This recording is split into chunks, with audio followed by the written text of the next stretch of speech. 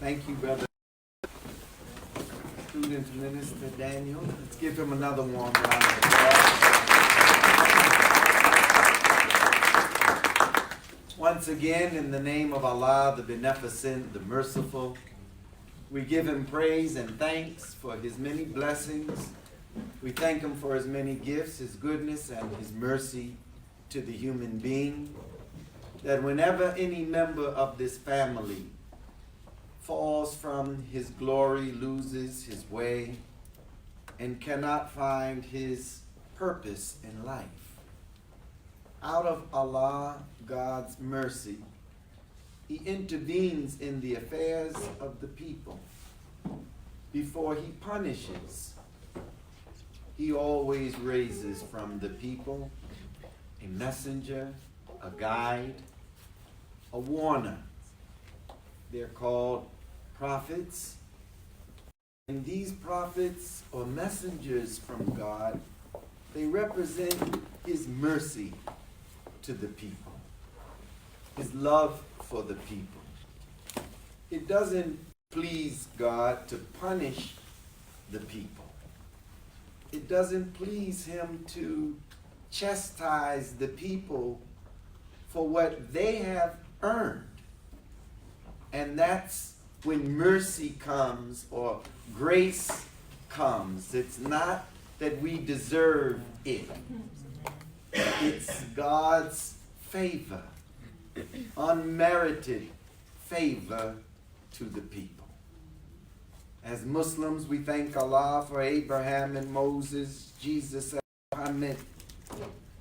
We thank him as followers of the Honorable Elijah Muhammad for his intervention in our affairs in the person of Master Fard Muhammad, and for raising from black people in America his messenger, Messiah, the most Honorable Elijah Muhammad.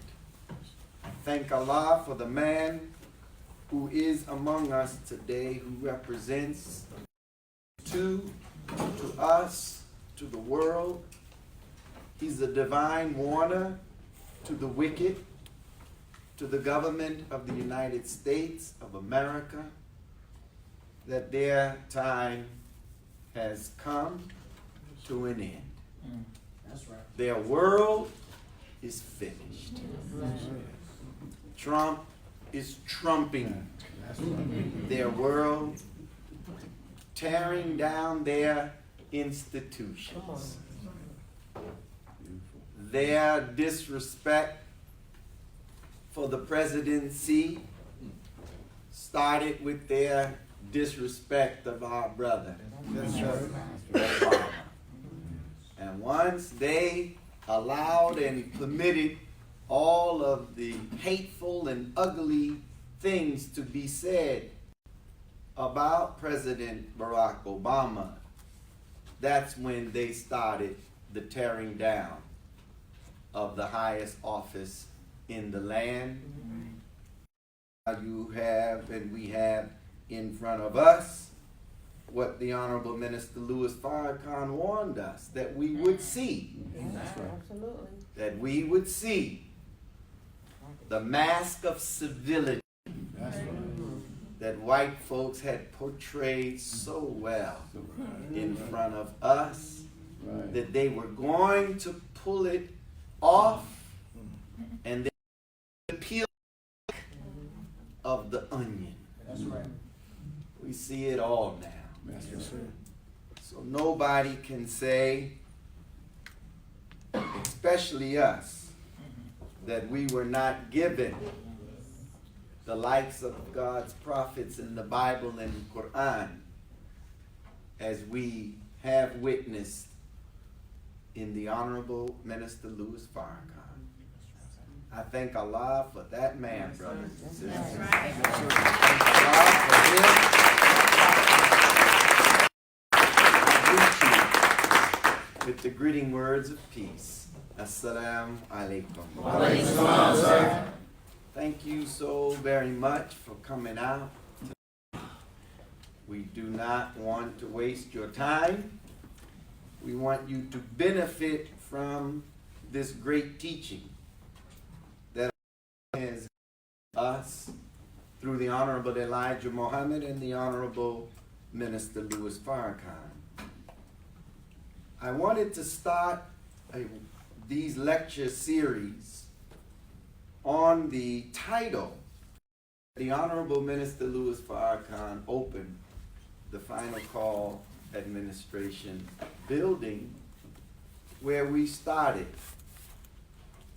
the rebuilding of the Nation of Islam in Chicago. Not that that was the first building. We were all around the city. I don't know if any of you all remember those days, but I do, which means I'm getting old. Those were great days, though. But the minister had a lecture series going from the Final Call building on 734 West 79th Street. And those lecture series were entitled Respect for Life. Our bookstore, Respect for Life. And I thought I would start that lecture series on Wednesdays and tonight talk about male-female relationships. Do we need some help in that area? Yes, sir. Yes, we do. My brother Daniel, I heard him say or talk about a standard.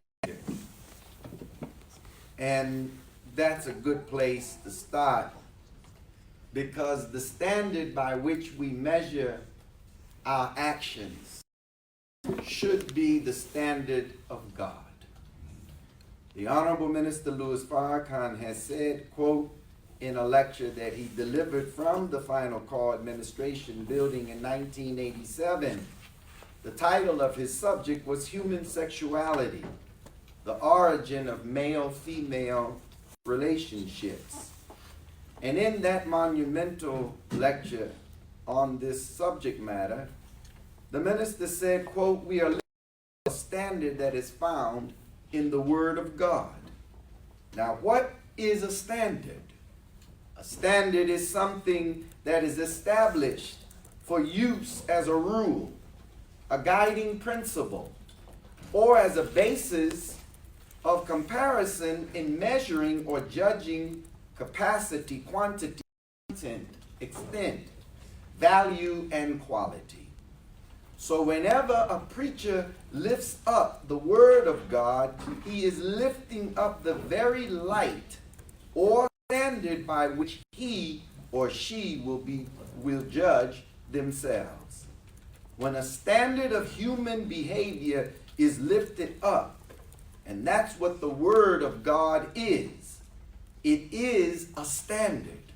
It is a criterion by which we measure our own thoughts, our own actions, our own conduct.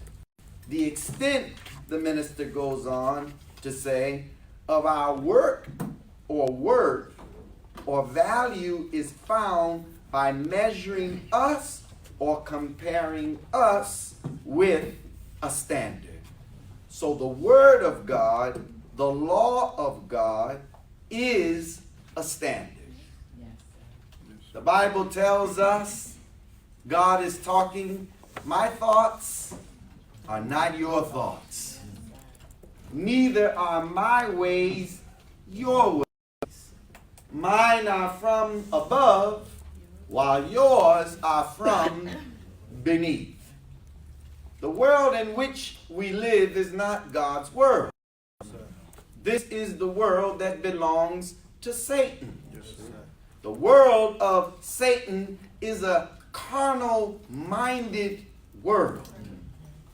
It feeds and from the lower appetites of self. It's a world that is always seeking to gratify the flesh. It's a material world. And if you notice, see, your thoughts are not my thoughts. Mine are from above and yours are what? From beneath. From beneath. The devil is the ruler of the what? Underworld. The underworld. So whenever you and I give over to our lower desires, we're giving over to the appetites, the passions, and the lower desires of self. That's where Satan begins to rule our thoughts, our ways, and our actions. My thoughts are not your thoughts. Mine are from above, while yours are from beneath. When you look at this world, it's a world that is a world of greed. That's right. A world that satisfies hunger in excess. Eat, eat, eat. It's from the navel down. Sexual passion, sexual appetites, chemical abuse, chemical dependency, alcohol dependency, alcohol abuse. Everything, drugs, is what? Satisfying pleasures, satisfying the material, the flesh. So God's thoughts are up here. When you get control of the region, and the only way to get control of the lower region is you have to be raised from the appetites of the flesh. See, this is a grave. To up from the grave of passions and lower desires, then gain the discipline and mastery over the cravings and the desires of the flesh. Does that make sense? Yes, sir. So, this subject matter, which I will not exhaust tonight, I need you to come back next week and the week thereafter. We're going to exhaust it. Because there's no such thing as us talking about building a nation. That's right. Come on. And we don't have marriage and family to build the nation with. Yes. Family and marriage is the cornerstone of nation. That's right. And all of the dysfunction that's out here, in here, it can all be traced back to the family. Thus, I don't want us, because some of these things that we'll hit on, sensitive. But remember, you didn't come from your mother or your father. Teach. You came from God. That's right. Through your mother and your father. So whatever God permitted for your life Teach. to face, to suffer, He permitted it for His purpose. And that's why the most important relationship that you could develop in your life is not with your mother, is not with your father, is not with your boy, it's not with your girl, not with your husband, it's not with your wife. The best relationship that you and I could develop and cultivate in our life journey is the relationship with God. God is the answer to it all. He's the author of the life. He knows best what your life needs. And whatever circumstances visited this life that had a negative impact, that was traumatic, that was hurtful, that was painful, that crippled you, debilitated you, has gotten us a little misshapen. You're looking for people to correct it. Listen good. And the people that you seek sometimes to correct it, such as in a relationship. Because you want to be loved. I want to be loved. That's natural. It's natural because your very life started on a journey as sperm. germ of life had to navigate itself, swimming against a current in a hostile environment, to attach itself to the walls of the uterus. In studying that, I discovered why we need attachment, why we need connection, why we need bonding, and why our life starts spiraling downward into depression when we don't have a relationship, a healthy one with another human being. We all need attachment. That's why the brotherhood, the sisterhood is so important to the development of us. So when we meet each other and we are connecting with each other with a handshake and a greeting, that's attachment, that's connection, that's bonding. Yes, sir. That's how my life in its inception began. And the attachment of the life allowed for my life to grow, to develop, to evolve from one stage to the next stage until it reached a term that the womb could no longer accommodate the life. That's why friendships don't last. Yes, Friendships take you to where you want to go, and then you move on. Yes, You serve your purpose. However, we are always grateful to the people who have come into our life, because without that person, without that attachment, I could not grow and move my life from point A to point B, from one stage to the next stage, until I fulfill my purpose for being. Does that make sense? Yes, sir. So attachment is the sense of belonging. And that's why we all need love. And most of us are misshapen and dysfunctional, if I may use that term respectfully to myself and to you, is because we have never been loved properly. So in our unloved state, you attach yourself to another human being in their unloved, misshapen, dysfunctional way. And what happens? You bump heads. But I'm seeking the comfort, the security, the love, the validation, the approval from the wrong source. So I get frustrated because I expect you to do for me what you're not capable of. Now, whose fault is that? That ain't my fault. I ain't God. See? Just think about that. So we come into relationships with unrealistic expectations.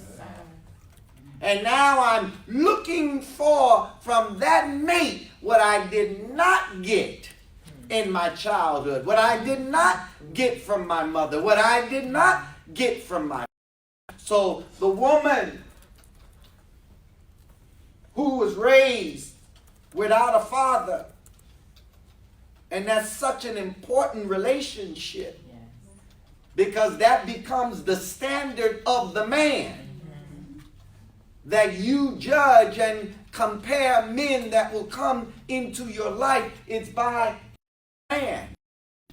When a woman is secured, and that's why brothers, no matter how difficult it is, no matter what the challenges are, we can never abandon our responsibility and the connection and communication that is needed between a father and his children.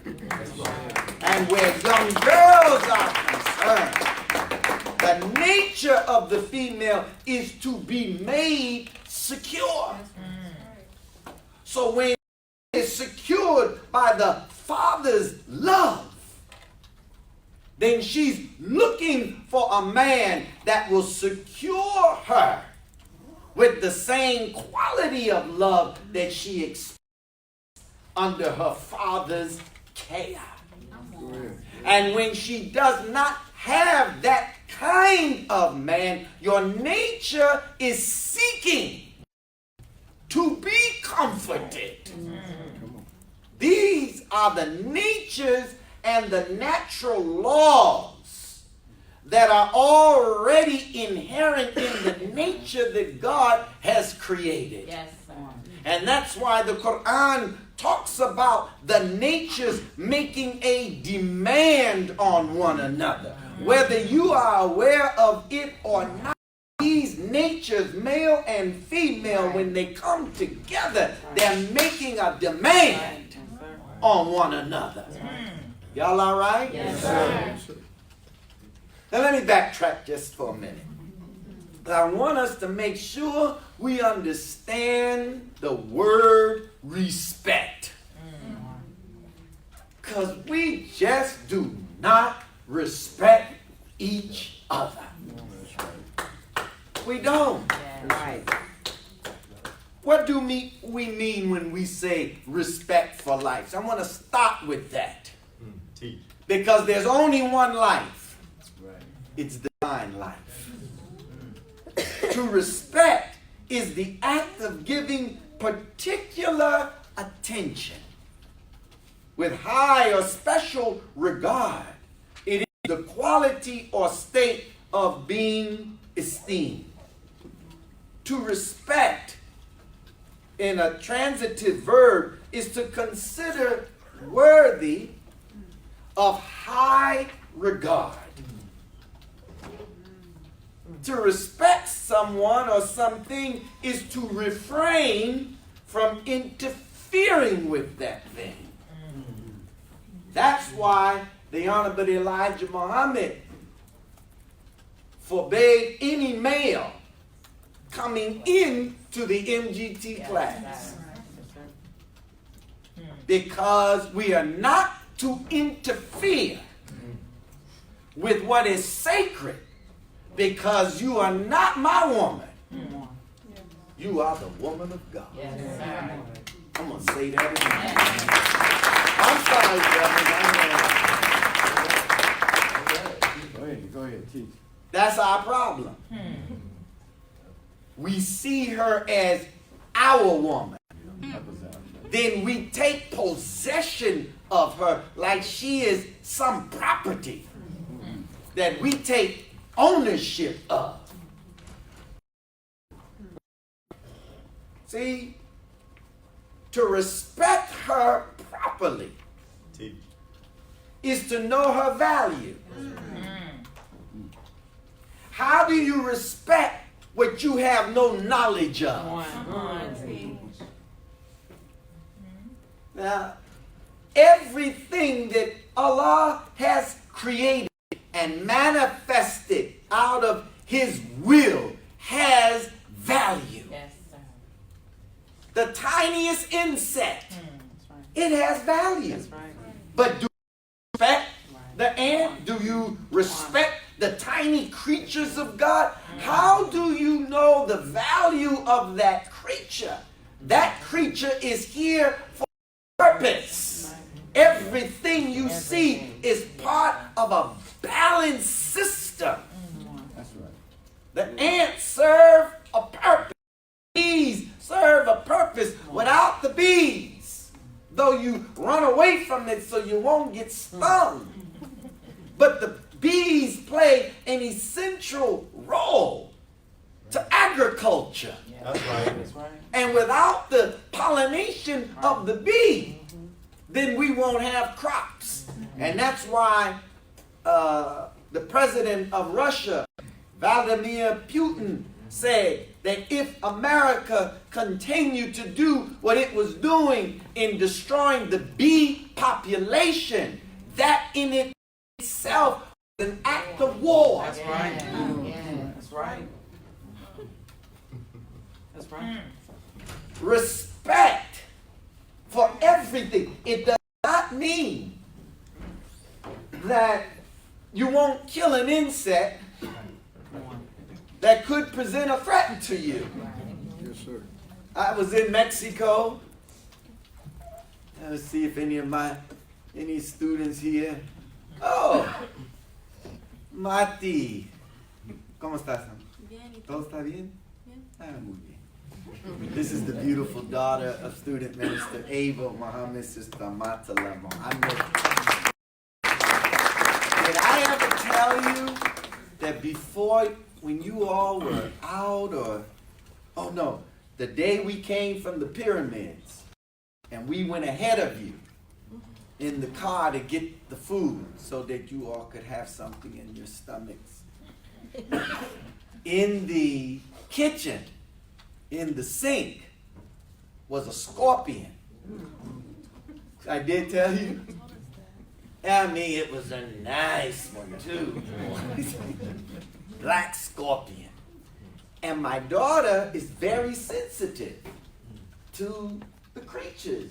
She all of a sudden, you know, I'm finding something to just kill that thing. And she said, "No, Daddy." I mean, it just threw me off. Like, what are you talking about? It went to grab me like I was about to hurt somebody. "Daddy, please." And I said, I got to kill this thing. She said, no, let's try to pick it up and just throw it outside. I said, baby, if I throw it outside and it find a way back in here and sting somebody. And she had to really come to terms, and I was shocked. I said, Nuria, that's my daughter's name. I said, you really serious, huh? She says, yes, Daddy. I said, well, I tell you what, I'll do as we are taught. I'll say Bismillah and then get out of its misery.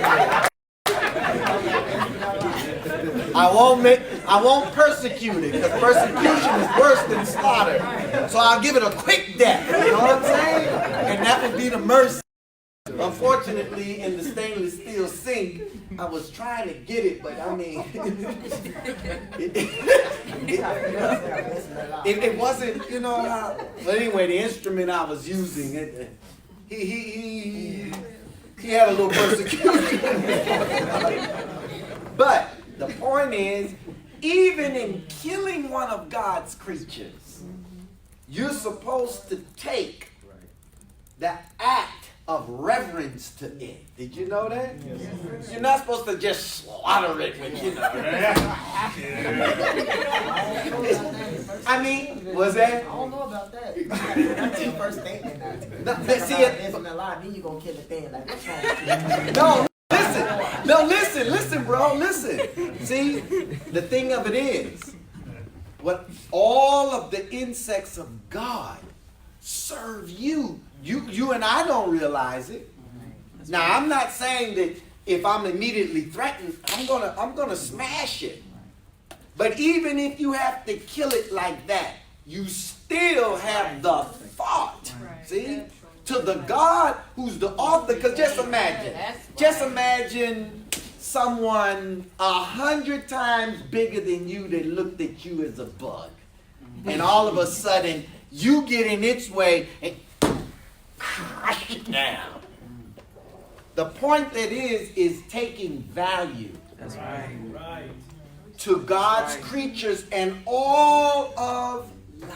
Yes. Now, when it comes to the human being, you're the greatest of God's creatures. So how much more Bismillah do I owe to the human being? And if I smash an insect but can raise my hand, To strike a woman. I can raise my hand to strike and harm my brother. But I don't use no bismillah with that. See? Well, you and I can be excused for the act of killing a tarantula or a spider or a scorpion because it threatens us. But the way that we act one to another and our fighting and killing is sin. The unconscionable behavior that we see played out in the street. The domestic violence in the home. This is disrespect because I do not see your value. And no man is a man that will raise his hand to the woman and hit that woman. And you are not a good woman if you raise your hand to your man.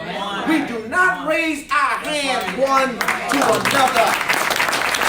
That's forbidden.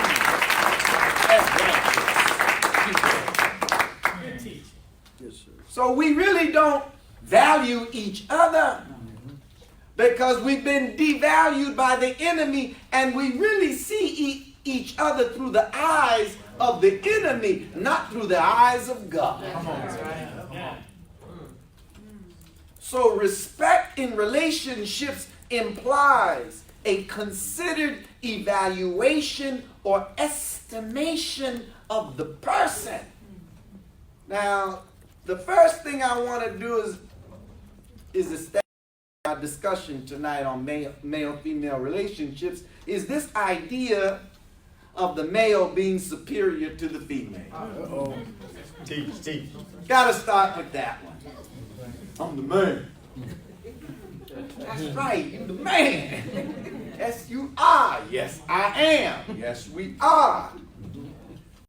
You can't properly respect what you think you're better than. You can't properly respect what you think you have a greater value and importance over.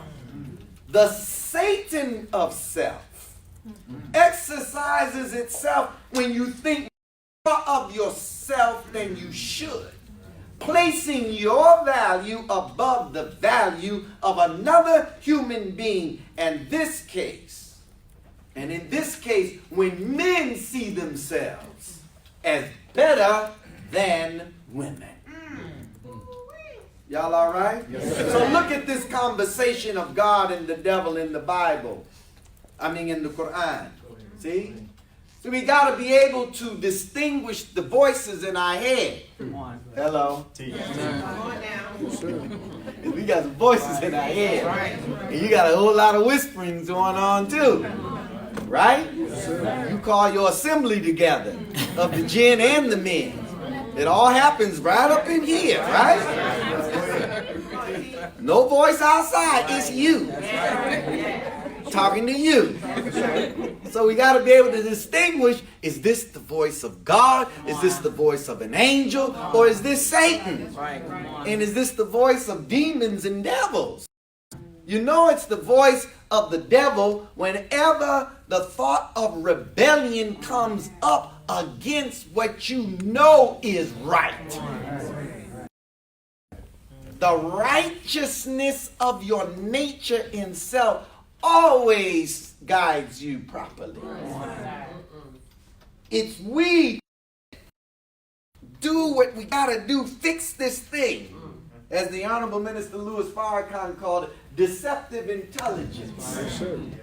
Because the righteousness of your nature already tells you, this is good, this is not so good. Don't do that. You know you shouldn't. But we rationalize our disobedience. You got to fix the brain to do what is not.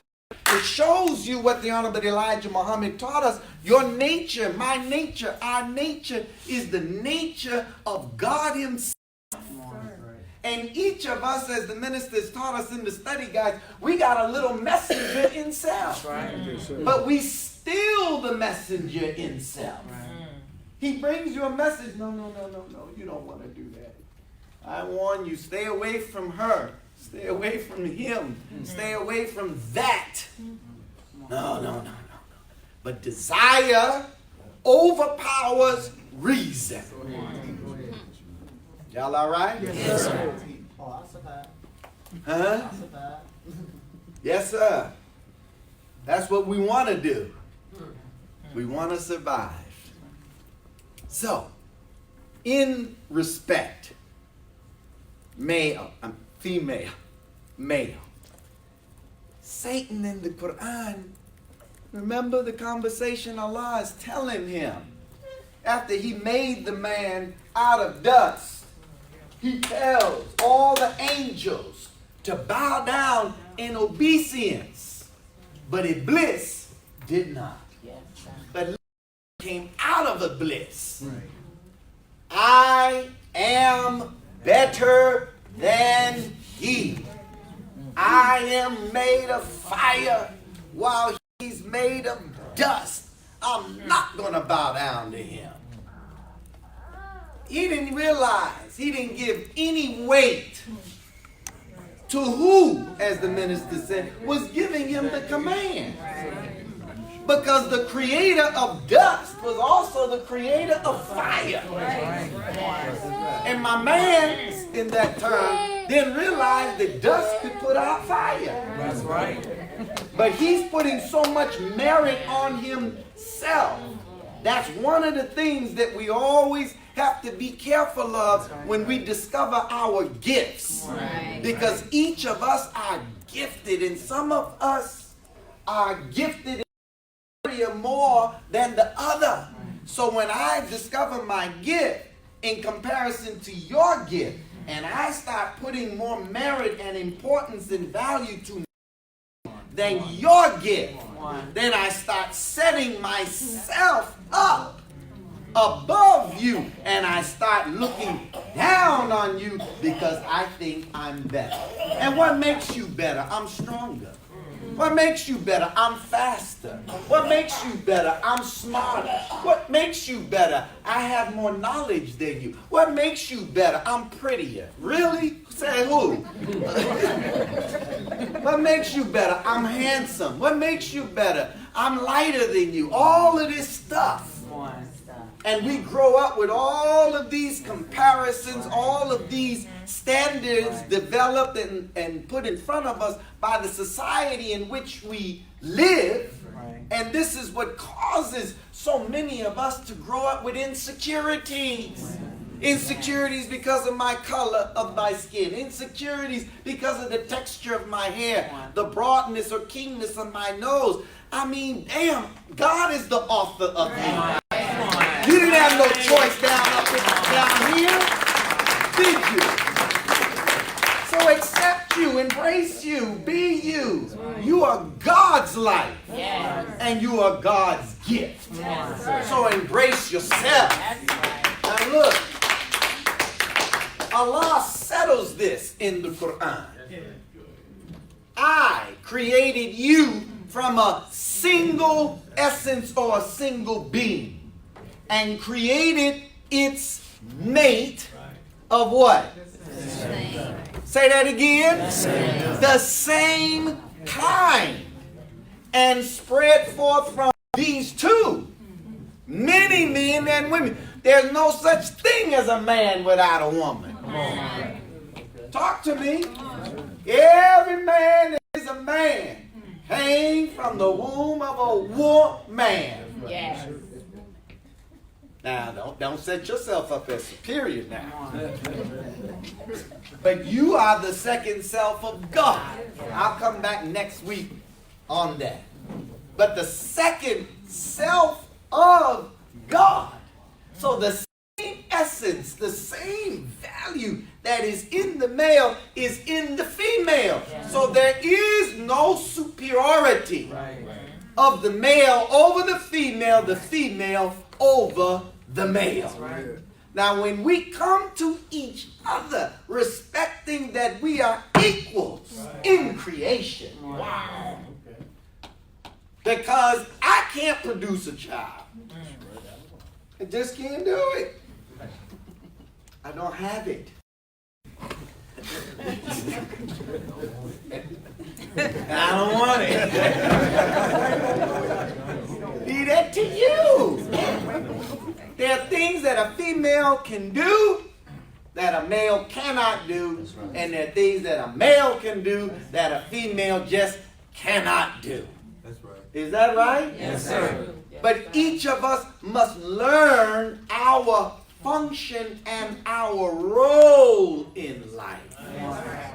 And when we discover our function, our role, and our purpose in life, we're at peace not only with ourselves, but we're in peace with one another, because I'm not competing against you. That's right. I'm not trying to this one-upmanship, Right. you know, Right. that we like to play. No, I respect you for who you are. I respect you for what you bring to this endeavor. I respect this one. I respect that one. And if we would just learn to just look at each other with due consideration, with proper estimation, recognizing that even though I may not immediately see your value, the fact that you're a human being and you're God's human being, I do like this. I bow my head in reverence. And that's why the teachings of the Honorable Elijah Muhammad, after you begin to learn and study from the teaching in a matter of few days, your body language, your manners begin to reflect reverence, honor, respect for one another. It comes naturally. Talk to me. Nobody's telling you how to act, how to behave, how to conduct yourself. God begins to adjust and modify our behavior towards one another, because the knowledge of God is what's introducing to you your own value and introducing the value of your brother. That's right. And that's why we can say we have passed from death into love the brotherhood. I can't love what I don't value. I can't love what I don't have a knowledge of. So the greater my knowledge is of God, self, and my brother and sister, the more love I have. So there is no superiority of me over you, or you over me. Are we good? Yes, sir. Thank you, brother. So, if we want to build a nation, it starts with successful relationships and strong marriage and family. Don't tell me we need money before mutual respect. Money before moral character. The absence of respect and moral character will cause you to lose any money that comes, and the bad character will destroy institutions.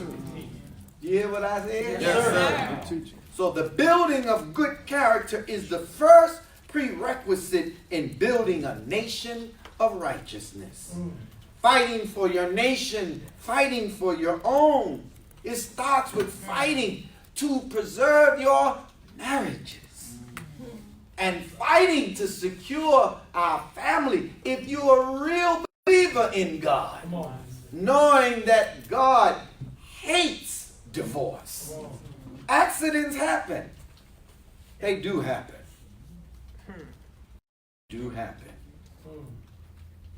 But there is no success in building a nation without the building of family.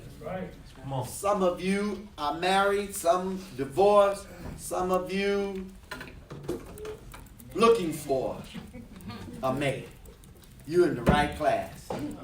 Because the most important decision you can make in your life is the choosing of a mate. That's right. It's better to be alone. I know company, you know, it's companionship. We talked about it, attachment. But man, if you are badly attached, Woo. Woo. It's the worst thing. Yes, sir. And then most of what we say is love. It's really lust. How do you know? Because as soon as the honeymoon is over, you wake up after 6, 7 days, 8 days, look over. Because all the physical is worn off now. It's like, okay, now it's down to business. Oh, God, what the hell did I do? Oh, we'll see how it goes. No, marriage is something else. You gotta really, really do your homework and get the Carfax report. See how many times this person has got into an accident. Because we done got in many accidents. All of us are not compatible. There's software out here that's just not compatible. Y'all know something about technology, right? Well, just because you're attracted to another person, that don't mean you're compatible. That's right. I can look at you from a distance and admire your beauty, and that's about it. That's right. You may want Beyonce, but you're married. In other words, you got to evaluate carefully. That's why in the Nation of Islam we have what is called courtship. Now some of us want to bypass the courtship process because we don't want to be told what we already got a sign of in our communication with one another, and we just know if we go into court there'll be cross-examination and the truth will be discovered, and I may be convicted of a crime. So we bypass the courtship process and say, come to Minister Ishmael and say, we want to be married on such and such date. Oh, really now? Let's have down and talk about this and see whether or not you really are fit for the journey. Because when you make that promise for better or for worse, you know we don't be thinking about for worse. It's all for the better. In sickness and in health, oh man, as long as we're strong, you fine, you looking good, hey man.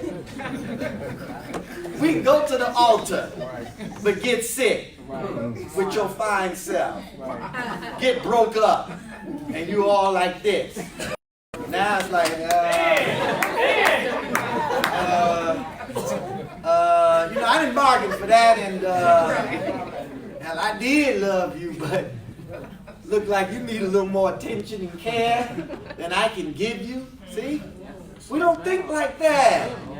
But if I love you with sincere love, I'm committed, I'm devoted, and I didn't marry you out of the flesh.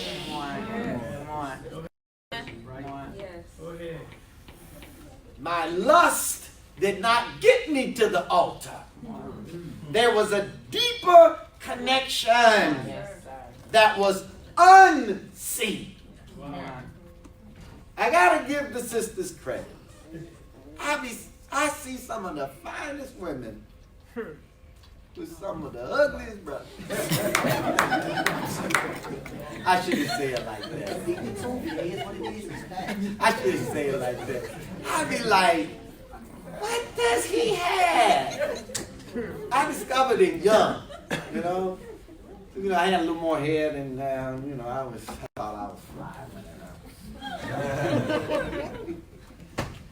There's a couple of sisters, man, I'm like, man, I ran my best game on. And she with this fat dude. I'm like, no way, girl. Really? Are you kidding me? But he had something that I didn't have. He was humble. He was kind. He wasn't proud. I said, dang, I better go work on myself. But it's true. The point I'm making is you look beyond the physical. Yes, sir. We stop at the physical and then discover beyond the physical afterwards and go, oh man, shoot. We are more an image. The man is. You look for substance, and that's why the female, that's why you know she comes from God. Because she's naturally more spiritual than the man. The man has to grow. See? That's why the woman, notice how she receives God. Notice how she receives his message. Notice how she receives the man of God. Notice how it was only the woman, 3 women, 4 women at the cross with Jesus. One man. Where were all of the men?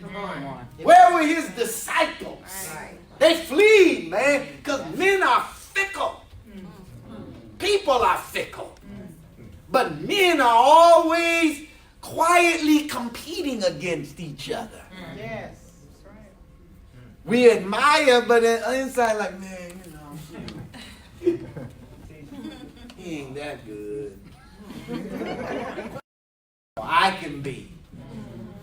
The sister, she's not into that. So the female and the male and this coming together is so critical.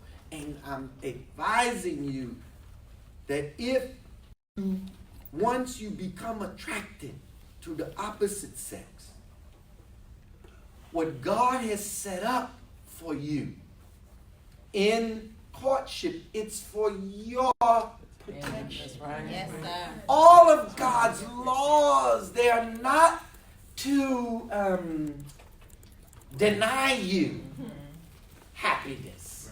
Right. Come on. It's to protect you from disappointment. To protect you against guilt and shame. That's right. All of God's laws give parameters to that which is in motion. Come on. So the first law of the universe is what? Motion. And the second law is what? Order. Order. It's spinning. You don't even feel it. Every once in a while it has a little hiccup. We call it an earthquake. But if it were not for the law prescribed to it, by this earth spinning on its axis at 1,037 1/3 miles per hour, it is what compensates for the wobble that is in the very shape of the planet. Because it's not perfectly round, it's oblong. So law is always given as a means of compensation and for balance and to ensure that the thing that is in motion will not destroy itself. God is always trying to save us from ourselves. And the consequences of violating laws that we either do not know of or don't have a full understanding and appreciation for. Come on. So we will rebel against that which is good for you. So the Quran says you may like a thing that is not good for you. And you may dislike a thing that is what? Good for you. You may dislike your parents, the restrictions and the rules and the law. I want to get out of here. I need my freedom. But your parents' love is what is protecting you. Sometimes we can go to the extreme. And in the extreme of parents enforcing the rules, we end up producing the very thing that we were trying to prevent, and that is rebellion. It's a balance when you're parenting. Well, that'll be another subject down the road. But I am encouraging everyone that is here If you're not married and you're looking at a mate, follow the courtship rules. Come on. It's right. for your protection. That's right. And especially for the female. Yes, sir. Yes, sir. That you are not taken advantage of and disappointed by giving your treasures to a man and he is not ready, Come on. nor has any intention of making the commitment. And if you scare him into the commitment, did you notice how I said that? Yes. Scare him into the commitment. I'm going to report you. The sister don't mind. I'll take mine. But you, I'm going to take pleasure in you being out of the mosque and excommunicated because you took advantage of me. Really? You took advantage of yours. Right. No, sister, you cannot put that on the man. That's right. The Lord God told you, Come on. don't give yourself over. No fornication. No premarital sex. That's on you. So when you permit a man to enjoy you without commitment, and then he runs from you, then you got to shoulder a lot of that responsibility. Because a car does not park itself in a garage door that doesn't open. Anyway, so better come back over on the brother side, right? This is good. Okay, brother. But it's true, you know it. There's no success, the minister said, in the building of family without the respect and honor for the institution of marriage. However, we are beset with divorce and the problem of infidelity. And as a result of divorce and infidelity, hatred is building between mothers and fathers, which is causing children to suffer. We can't talk about many things that are important in life, but nothing is more important or sacred than family, and the cornerstone of family, which is marriage.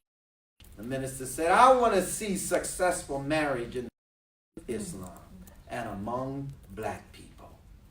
In a lecture series, a lecture delivered August the 6th, right here at Mosque Mariam, 1996, the minister called all of the couples at that time, and he spoke to married couples. Very powerful lecture, and I thank Student Minister Willie Muhammad, who sent this, and he put a manual together for approval that we can make available to all of the believers who want to have a successful marriage. The minister said in that speech in 1996 that when there is constant argument that leads to discord and strife, and this argument is not in the best manner but is filled with anger, bitterness, and this leads to the cessation of the process, meaning death. And we want what? Divorce. And some of us, and in today's society, climate, atmosphere, it doesn't take much to tick us off. It doesn't take much to anger us today. We are very quick but short-fused. And this manifests, brothers and sisters, the quality of your and my faith, belief, and the practice of what we believe. Because a righteous man or woman, a believing man and woman in God, is very slow to anger. Y'all with me?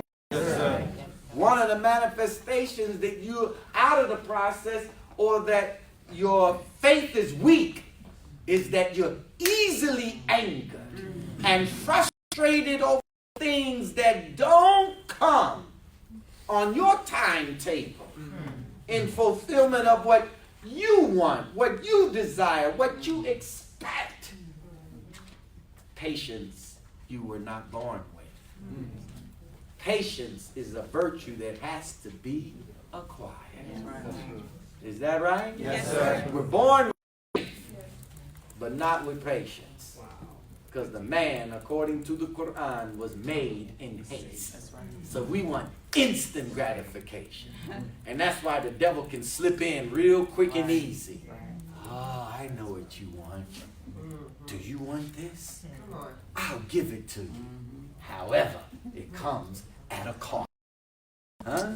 He heard Jesus preaching about the kingdom of heaven, right? He hears him, repent, for the kingdom of heaven is at hand. And the devil walking up the mountain with Jesus. The minister said, I always wonder, how did Jesus climb up a mountain or go up a mountain with the devil right with him? Because the devil wasn't outside of Jesus. It was within him. That's right. And so the devil tells Jesus, you see all of these kingdoms, all of these cities, all of these can be yours if you what? Bow down and worship me. In other words, the kingdom that you're talking about bringing in is unseen. I got a long time coming. The kingdom of heaven, the kingdom of God, his will being done on earth, it's unseen. Right. So when you commit yourself to do the will of God, to be, as I say, a kingdom builder, see? Are you ready to endure? Are you ready to be patient? Because it requires belief in the unseen. Yes, that's right. And to keep up prayer. That's right. And to spend out of what we have given you. Uh-oh. And a believer's walk with God, they're certain of the hereafter. Even though it is not here yet, I'm working That's right. Come on. what is unseen. So Jesus was tested, and God allowed the test to see if he was committed, Right. That's right. or would he give in to some ego, huh? That he want to be Lord and Master over kingdom. Jesus said, get thee behind me, Satan. See? Satan always propositions you in your desires. That's right. And he always offers you momentary pleasure that's short-lived. That's right. But God wants to give you will last forever. Come on. It's eternal. I don't want down kind of happiness in life. I want to be at peace. I want to be happy every day. And the only way I can be happy every day is knowing that I am living my life to the best of my ability, in accord with the will of the Creator. And when you and I are in harmony with the Creator, you're already at peace. You're already at ease. At ease. Because my heart means right. I intend good. I don't intend evil for any human being. I don't care who it is. That's not my heart. Come on. And when you just think good like that, listen to what I'm saying. This is going to help your bean soup. This is going to help your fasting. Because if you think it's just by eating the right foods and not eating and feeding from the right thoughts is going to make you a healthy person, you're wrong. Y'all know Elijah Muhammad taught that in How to Eat to Live. You know, man, you eat all of the right foods. You can fast and do all that. But if your thoughts are not good thoughts, then the thought itself, which shapes matter. That's right. Come on. Your thoughts disfigure you. And you can have all you, I'm a vegetarian. No, I'm vegan. But you ugly. You just ugly. You're foul. You're belligerent. You're hateful. You're not respectful of another human being. You think you're better. And you will age faster than the man or woman that has good, clean thoughts, having his lamb chop, his cheeseburger, his fries. Oh yeah, because thoughts shapes matter. So you want to always think right. And that's why our brother Shaheed always asks, how you feeling? How you thinking? Because as a man thinketh in his heart, so is he. 10 minutes and we're gone. So, where are we? We're talking about arguing, right? Ooh. Well, we do some arguing. Did we do some arguing? Why you laugh? Because we do some arguing, don't we? And when you look at it, we argue about nothing. It's so petty, so trivial. And when you go back and say, what did we get into the argument about? It was something stupid. But what happens is it only takes a little thing to manifest disappointment and dissatisfaction that I already have with myself. I may have a legitimate dissatisfaction with you, but the real dissatisfaction and discontent is with myself. That's why continuing to improve you and focusing on being a better me, as opposed to me concentrating my energy for you to be a better you. Oh, whatever I want you to be, I need to be. Did you hear what I said? Stop asking and wishing and wanting how another person should be. But you are far away from what you say you want others to be. You got to be what you want others to be. And when that process happens, now you'll see. You'll have harmony, better peace, contentment of mind, right? Yes, sir. Y'all all right? Yes, sir. It's warm in here. Yes. But it's cold outside. So you can still be in the same house, the minister said, but you are no longer striving to become as one. You have the reality that we are supposed to be together.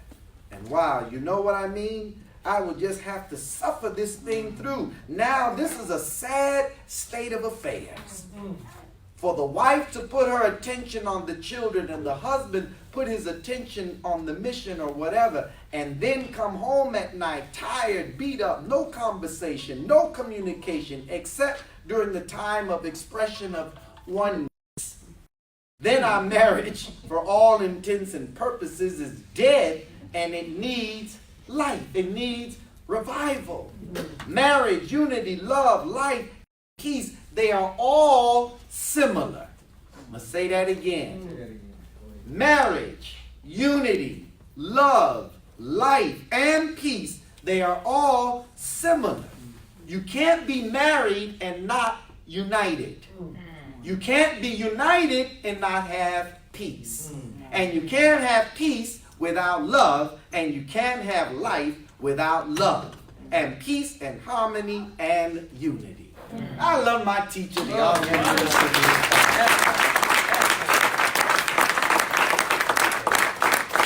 Can I say it one more time? Yes. You can't be married and not united. You can't be united and not have peace. And you can't have peace without love. And you can't have life without love and peace and harmony and unity. So where there's unity, there's harmony. That's why we are struggling for the unity in the community. So we can have harmony in place of the discord that's out there right now that has us all at odds with one another. That's why it's no peace. Because we're arguing, there's disunity, there's fighting amongst each other. Where's the peace? Where's the harmony? Where's the accord? We're not united. So there's no harmony. So where there's unity, there's harmony, there's love, there is life. Where there is disunity, the life of that thing is in jeopardy. See? Whenever there's disunity, the life of that marriage, that union, that relationship is in jeopardy. So the Honorable Elijah Muhammad taught us, as we said earlier, that the first law in the universe is motion. And the second law is order. What you did, the minister said, when you were attracted to each other, you started motion. The second law of the universe is order. So the motion must have order. Come on. Our lives have to be ordered. Or the motion that was started is destroyed. And order means that there are rules and laws that govern the motion so that the motion can continue. And if anything disturbs the order, it produces greater friction. And friction brings about the cessation of motion. So in our lives as Muslims or people striving for righteousness, there's an inordinate amount of stress on all of us. Y'all stress? No? All right. That's right. That's right. But most of us are stressed.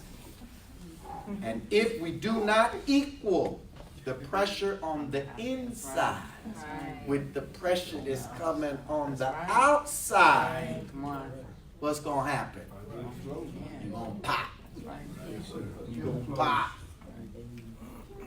So the greater your knowledge is in a time like this, then you're able to balance the pressure That's right. of this society That's right. as it's going That's right. and their uncertain future. That's why the righteous walk by faith, not by sight. And in truth, dear sister, see, the believer in God, while everybody is sad and grieving, Come on. huh? Come on. The believer smiles. Well, what you smiling about? Because my Lord said, when you see all these things, Right. lift up your head. Come on. For your redemption draws near. My Lord has not. My Lord is good. My Lord me. Through the Honorable Elijah Muhammad and the Honorable Minister Louis Farrakhan. All these things, the rain and the unusual weather. And the enemy manifesting his hatred against us. A faithful warner was raised by God to tell us all these things. That's right. So I lift my head up, Come on. proud, because I know my redemption draws near. I am certain of the hereafter. Come on. Did you hear what I said? Certain. And guess what? The Savior, he told us to work cheerfully. That's right. You know what it is to work cheerfully? Come on. What does that mean, Sister Sybil? I love me some Sybil. This is a yes, you. She smacked me in the head when I was a little boy. I don't even forget that. But see all your beautiful smiles? Do you know, since I was a little boy, to be a minister? At least I thought I did for a minute when I was 7 years old. But in truth, I always loved to be able to put a smile on other human beings' face. Wow. That's why you always see me, my spirit. Of course, I joke, maybe some little dry humor, you know, sometimes I cross the border and Amatala gets upset with me, but always with my hermano over here, and I do these little Mexican jokes, and I'm more Mexican than him, because even though his parents are from Mexico, he really didn't grow up in Mexico, but I did grow up with the shrooms and the Corona and the tequila and the cannabis. What? I am really a chapus.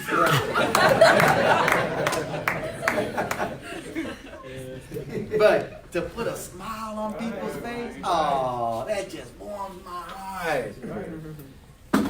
We're supposed to do this work cheerfully. You know what it is to be a cheerful worker? In the vineyard of the Lord, in the will of God, in the establishment of heaven, it means you're secure in your faith. It means that you're secure in your belief. Though I walk through the valley under the shadow of death, I fear no evil. See? I'm not fearful. To be a cheerful worker is to work noticeably happy and with optimism. The believer in God has hope. And it is your hope that helps the hopeless to gain hope, to come out of their space and place of despair. You feeling me? Yes, sir. So if you ain't smiling, if you ain't happy, you call yourself a believer, something wrong. You done lost faith. Something wrong with your belief. You just hanging on. You dressing the act. Right. Huh? You look the part, but the spirit is not coming from you like it should. Right. Something wrong with your connection with the Lord. Something wrong with your belief in the God. Right. And that's why when we go out into the streets to call our people from darkness into light, you got to be the light from the light. That they may see that there is hope. There is hope. But if you don't bring that hope in your cheerful working of the Lord's will and show the happiness and the joy that you have by finding God through the honorable Elijah Muhammad and to know our great future. We know white folks' world is done. There ain't no question. It's finished. It's expiring. Don't you smell it? It's decomposing. It's imploding. This thing is a wrap. Right. My mind ain't on the Washington. It ain't on the political system. My mind is on the world that God has promised us that's going to replace this one. So, I'm going to leave now. We're going to shut this down, put a pin in it, and come back, inshallah, next week. So, and continue this.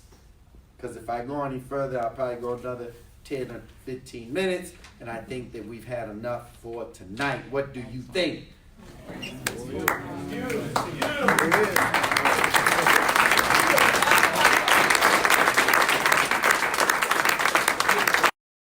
want you to bring your pens and your, what do they call it? Your little pads. Yeah, so you could take notes and questions. And I'll try to keep the lectures around 50 minutes and open it up for 20 minutes of questions and answers. But we're going to continue with this Respect for Life lecture series, male-female relationships, for the next several weeks to strengthen the family, strengthen the marriage. And when we strengthen the marriage and the family, we're strengthening the community. I want to have a meeting soon with all of the children of the Muslim believing parents over the years. Some of them are leading very, very successful lives. Some of them, I've known since they were young. And I could feel the whole mosque just with Muslim children that are really not children, they're young. One right here. What's up, man? Look good. This is your time. This is your time. You gotta understand, and I want to help them to understand what they've struggled with growing up under order and rules. And as parents, you forgot this law. Attracts and the like repels. It didn't go away after Yaqub discovered it. So when I was in Indianapolis this past Sunday, we had such a great time. The invitation of student minister Nuri Muhammad, and just to be there with his family. I reminded all of the Muslim homes and families, your parents, the children that God has blessed us with, they're gifts. Yes, they are. You came out of that world. So you were able to appreciate what the Honorable Elijah Muhammad is offering us. Jeremy and I, we grew up in the mosque. In other words, you were out and came in, we grew up in, but we're looking out. So this was unalike, so it was attractive to you. Well, we on the inside. That you coming from, that looks really attractive. I think I'm going to try that a little bit. So we have now a greater appreciation because of our brush with hell. Am I right, brothers and sisters? Yes, that's right. Yes. How else are we going to appreciate and know the difference between heaven and hell? Except we had a little brush with hell. Maybe got a little burn. Some got some 3 and 4 degree burns, Sister Silver. But at least I found my way back. That's all that matters. That's all that matters. I can tell you, I don't regret my disobedience. Yes, sir. Because it wasn't disobedience that was willful. That's right. It was just experimentation. You smoked it.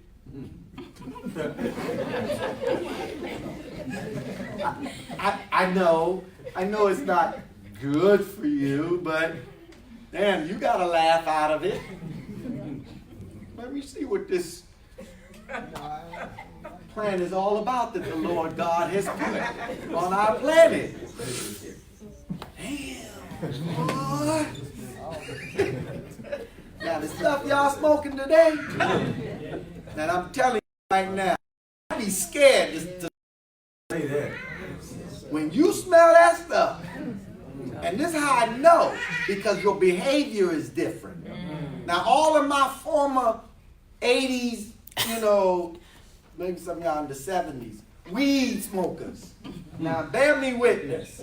It's okay. It's all right. It's all right. This ain't about confession.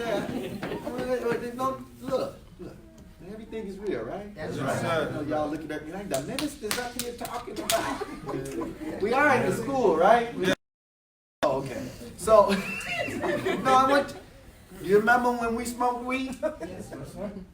Remember how stupefied